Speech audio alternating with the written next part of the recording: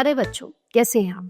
आशा करती हूँ आप सब अच्छे होंगे, स्वस्थ होंगे। स्वागत है आपका इस कक्षा में। आइए आज हम पढ़ते हैं व्याकरण का पाठ 12 विशेषण यानी एडजेक्टिव। बच्चों, हमने संज्ञा के बारे में पढ़ा, सर्वनाम के बारे में पढ़ा। तो जो शब्द संज्ञा और सर्वनाम की विशेषता बताते हैं उन्हें विशेषण कहते हैं। जैसे संज्ञा शब्द है ताजमहल। ताजमहल बहुत सुंदर है, हमने बोला कि ताजमहल बहुत सुंदर है, तो ताजमहल संज्ञा हो गई और उसकी विशेषता क्या हो गई कि वो सुंदर है। तो जो शब्द संज्ञा और सर्वनाम की विशेषता बताएं उन्हें सर्वनाम कहते हैं। तो आइए पढ़ते हैं। नीचे दिए गए वाक्यों को ध्यानपूर्वक पढ़िए। राजा मोटा है, प्रिया सुंदर लड़की है, शाम का रंग काला है।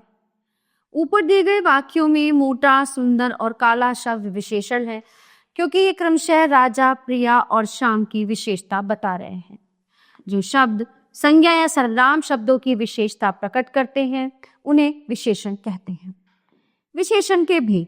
विशेषण के मुख्य रूप से निम्नलिखित 4 भेद होते हैं: गुणवाचक, परिमाणवाचक, संख्यावाचक और सार्वनामिक। और जो है देखिए, परिमाणवाचक में निश्चित परिमाणवाचक और अनिश्चित हो गए, संख्यावाचक में भी निश्चित और अनिश्चित हो गए। सबसे पहले हम बात करेंगे गुणवाचक विशेषण की। रीमा ने नुकीले तार फेंके, मोटा लड़का दौड़ रहा है। तो बच्चों, उपर्युक्त वाक्यों में तीर तथा लड़का के आकार एवं दशा की बात की गई है और उनके लिए नुकीले तथा मोटा विशेषणों का प्रयोग किया गया है। ये सभी विशेषण विशेष्यों की किसी न किसी विशेषता को प्रकट कर रहे हैं, अतः ये गुणवाचक विशेषण। जिन विशेषण शब्दों से संज्ञा अथवा सर्वनाम के गुण, दोष, भाव, रंग, दशा, अवस्था, आकार, स्थान, देश, काल आदि का बोध हो उन्हें गुणवाचक विशेषण कहते हैं। गुण दोष जैसे सीधा, शांत, दानी, भाव वीर, क्रोधी, रंग गोरा, काला, लाल, दशा अवस्था कमजोर, ताकतवर, पतला, आकार बड़ा, छोटा, बौना, स्थान देश काल शहरी, ग्रामीण, जापानी। परिमाणवाचक विशेषण। 2 किलो टमाटर तोल दीजिए। आपकी कमीज के लिए 2 मीटर कपड़ा चाहिए पर मेरी कमीज 1 मीटर कपड़े में बनती। उपयुक्त वाक्यों में 2 किलो, 2 मीटर और 1 मीटर शब्दों से माप तोल की जानकारी मिल रही है, अतः ये परिमाणवाचक विशेषण है। और परिमाण का अर्थ होता है माप तोल। जिन शब्दों से किसी वस्तु की मात्रा, उसके माप अथवा तोल का बोध होता है उन्हें परिमाणवाचक विशेषण कहते हैं। परिमाणवाचक विशेषण के मुख्यतः 2 भेद हैं, निश्चित और अनिश्चित। सबसे पहले हम पढ़ेंगे निश्चित। 3 किलो सेब भी खरीद ही लेती। बोतल में 100 मिलीलीटर दवा। यहाँ 3 किलो तथा 100 मिलीलीटर क्रमशः सेब तथा दवा के निश्चित परिमाण का बोध करा रही हैं, अतः ये निश्चित परिमाणवाचक विशेषण। अब आता है अनिश्चित पद। जो विशेषण शब्द निश्चित माप तोल तथा मात्रा का बोध कराते हैं निश्चित परिमाणवाचक विशेषण कहलाते हैं। अब आता है अनिश्चित। केक में चीनी कम है, थोड़ी और डाल लीजिए। तालाब में बहुत पानी है। यहाँ कम, थोड़ी और बहुत शब्दों से क्रमशः चीनी तथा पानी की निश्चित मात्रा का बोध नहीं हो रहा है, अतः ये अनिश्चित परिमाणवाचक है विशेषण। जो विशेषण शब्द अनिश्चित माप, तोल या मात्रा का बोध कराते हैं उन्हें अनिश्चित परिमाणवाचक विशेषण कहते हैं। संख्यावाचक विशेषण। तुम कितने वर्ष के हो? मैं 12 वर्ष का हूँ। कक्षा में 40 विद्यार्थी हैं। आज 4 विद्यार्थी नहीं। उपयुक्त वाक्यों में 12, 40 तथा 4 संख्यावाचक विशेषण है क्योंकि ये वर्ष तथा विद्यार्थियों की संख्या का बोध करा रही है। जिन विशेषण शब्दों से संज्ञा या सर्वनाम की संख्या का बोध हो उन्हें संख्यावाचक विशेषण कहते हैं।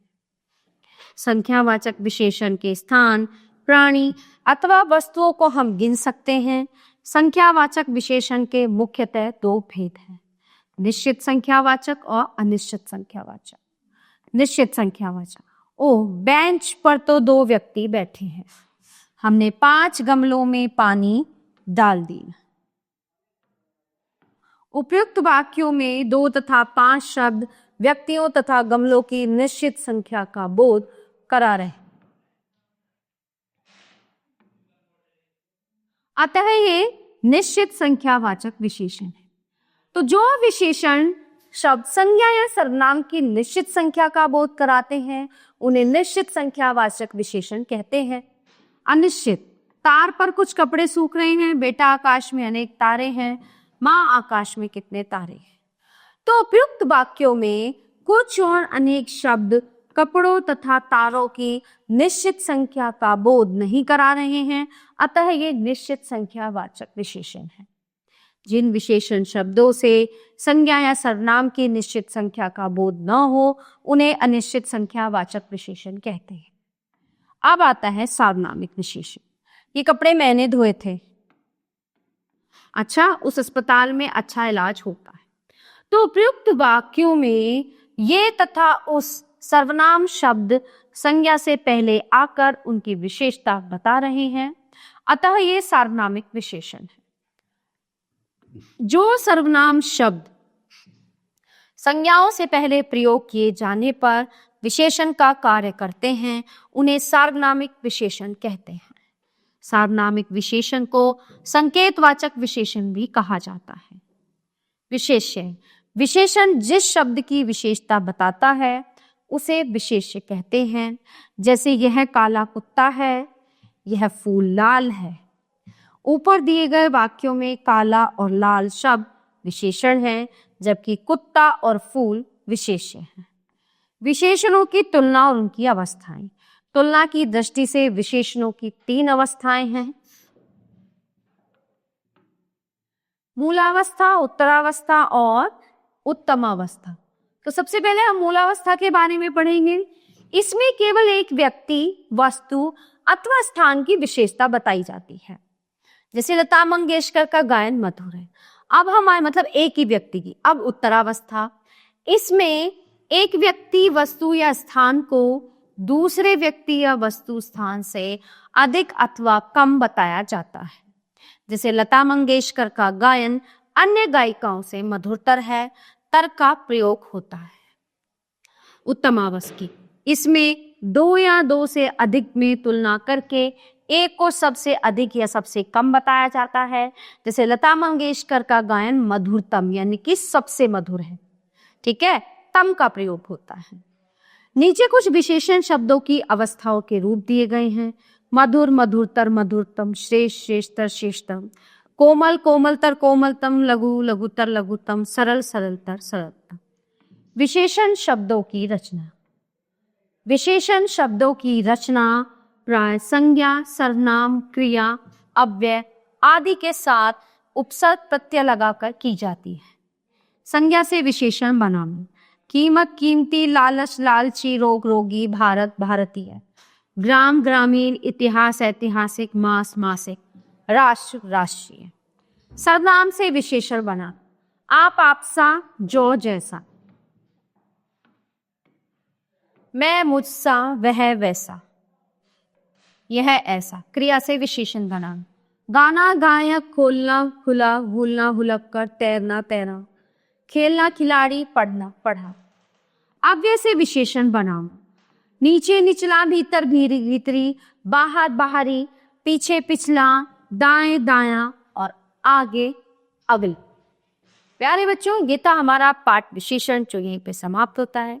आशा करती हूँ आपको अच्छे से समझ आया होगा। मिलते हैं अगली कक्षा में। धन्यवाद।